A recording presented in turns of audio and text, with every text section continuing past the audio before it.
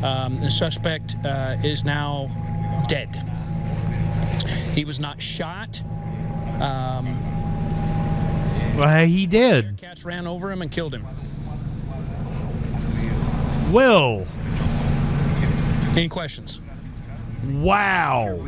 He was in camouflage clothing and continued shooting at officers all day to the point he shot and killed one of our own. No, they didn't run him down. He was just, you know, laying in the grass with camo on, and they accidentally ran him over.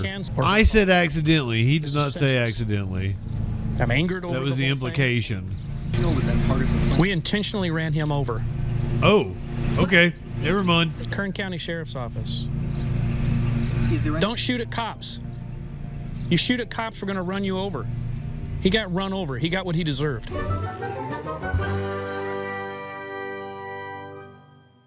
Yo, I'm Justin Freakin.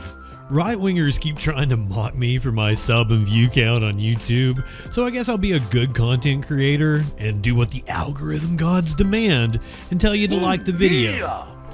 Or dislike it for all I care. I know I'm not a very likable personality.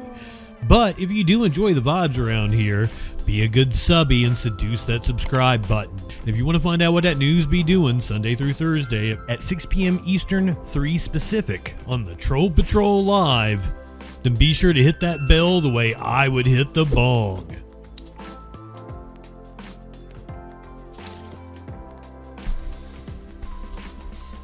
Here is a local news hit on this. A deputy killed in Central California while serving. He was there to serve an eviction notice. Instead, a sheriff's detective in Central Valley was shot and killed earlier today in the Tulare County town of Porterville. It's a little more than about an hour south of Fresno.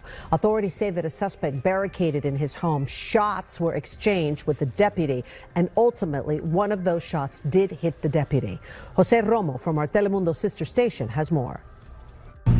That's right. The Tulare County Sheriff's Office says they are still negotiating with the subject who remains barricaded inside his home on the 1700 block of West Bryant Avenue. Here we are. Would be more personal and tell you more.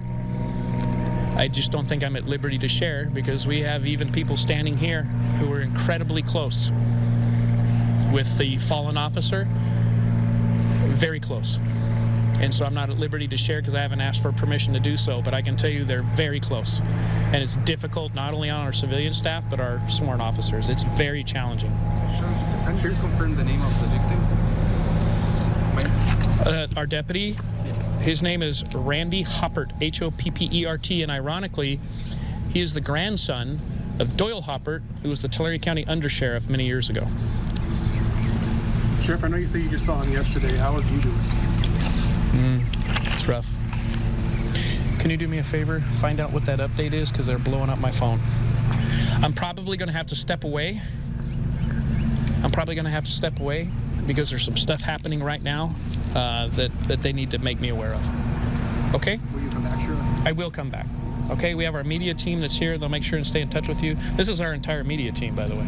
So they'll keep you in touch. I need to go find out what's happening. Okay? Thank you for your time, Sheriff. Thank you.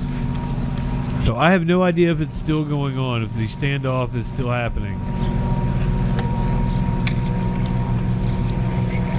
You've been listening to a live press briefing from Tulare County Sheriff Mike Boudreau, who's been very forthcoming with the details as this investigation has unfolded. He has given us a number of breaking new details. The name of the sheriff's deputy who was killed this morning, Randy Hoppert, a veteran of the department for at least 6 years and the grandson of a this morning. This has been a Tulare County all-day standoff. History of law enforcement, leaves behind a wife, children, and a pregnant wife who is 4 months along, who is said to be inconsolable, along with his mother, who gave their last goodbyes at the hospital where Deputy Hopper passed away today.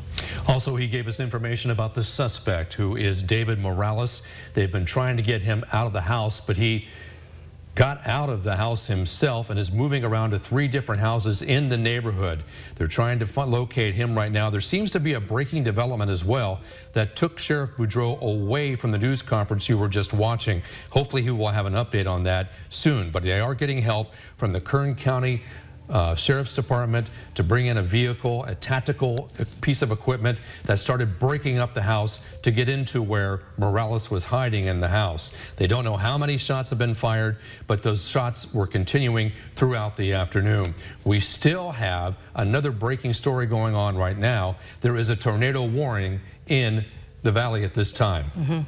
Also, this all started at about 10:40 this morning in Porterville, where the Tulare County Sheriff's Office, along with other local law enforcement, were serving just afternoon Eastern time. What should have been a routine about a 9-hour affair, and they were fired upon by this suspect. Let's go back to that live press conference with Tulare County Sheriff Mike Boudreau, who is continuing to give us updates on this investigation. You saw this live fluid situation. Yeah, you can't disagree with trans people. That's not a position you can take. And that undersheriff with definitely means you don't love them. Update on this situation.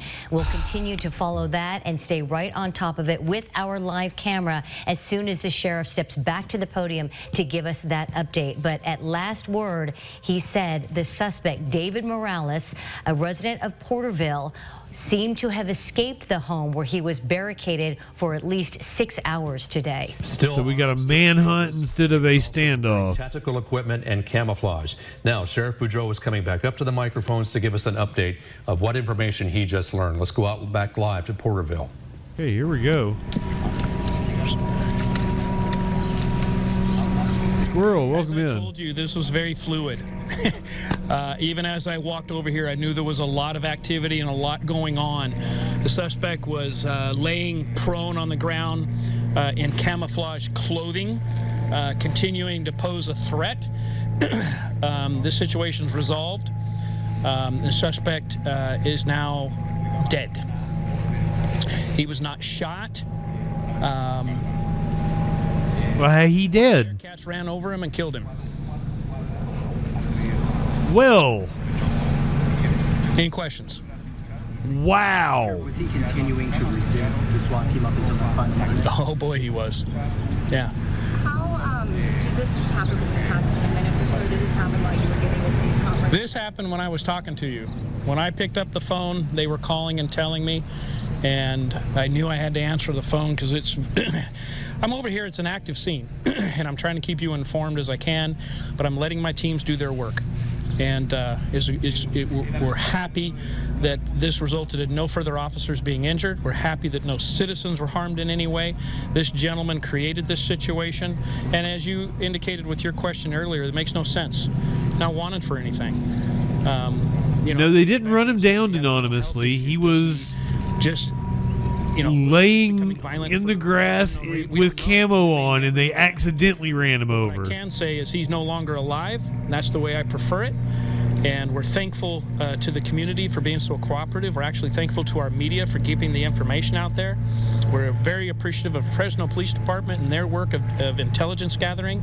Porterville Police Department, Visalia Police Department, Kern County Sheriff's Office, they all came to help. And this story is not about him. This story is about our officer. I mean, he created this, and we have a 4-month-old baby that will never know his... I said accidentally. He did not say accidentally. I'm angered over that was the implication. But regardless, any other questions? Back to the suspect, if we could, for just a moment. The act of running him over, was that intentional? Was that part of the plan? We intentionally ran him over. Oh, okay. Never mind. Kern County Sheriff's Office. Don't shoot at cops.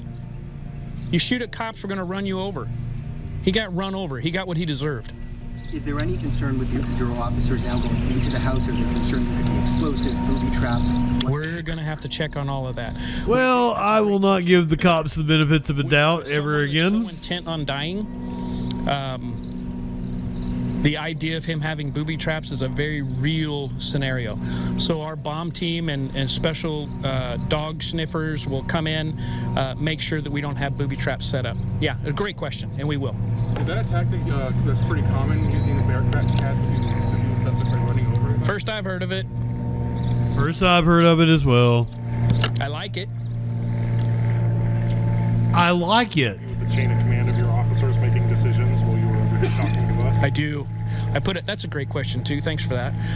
I'll tell you what, I put some of the most talented men and women in law enforcement in positions of leadership to make decisions.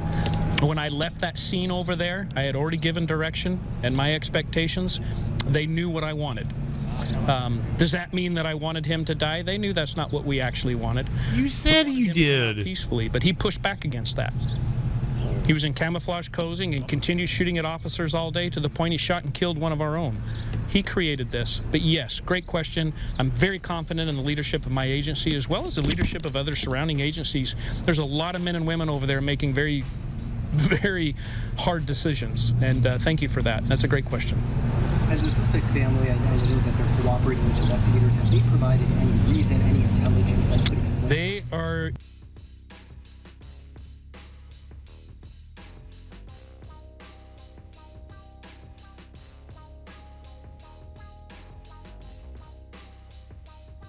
Well, that was a hell of a press conference. Like one hit and hit one back on one more click. But we hit the set an alert when that shit goes live. So she fucking support and hit subscribe. Light one up and take a hit. He does no harm, but he takes no shit. He's the last one standing when the ship is sinking. Let's take another rip for Justin Freakin. Light one up. Tip one back. I'm Justin Freakin. Not high enough for this shit.